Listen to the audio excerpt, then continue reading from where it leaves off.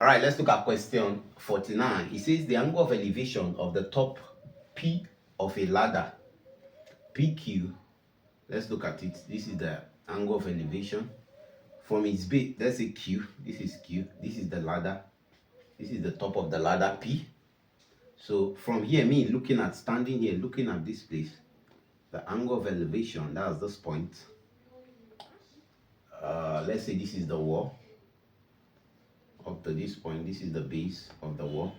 So this angle here, we are told is 36 degrees. 36 degrees. Now, we are told to find, okay, this P, the base is Q. This is PQ. 12 meters away from the wall. This is the wall. So this is 12 meters away. This is our 12 meters from the wall. It says find the length of the ladder to the nearest meters.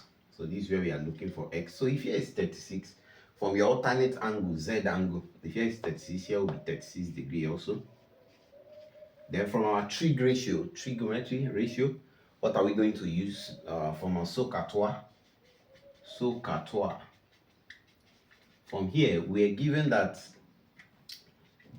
this is our hypotenuse and this is our adjacent. So which of the, when we have hypotenuse and adjacent, we use CAH, which is cos. That means cosine 36 degrees is equals to opposite. Okay, sorry, adjacent over, that's 12 over x. This line PQ we are looking for, over x, that's line PQ. So PQ will become 12 over cos 36 degrees.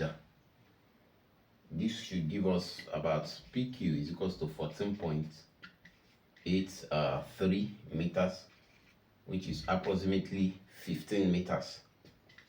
15 meters. That's option C.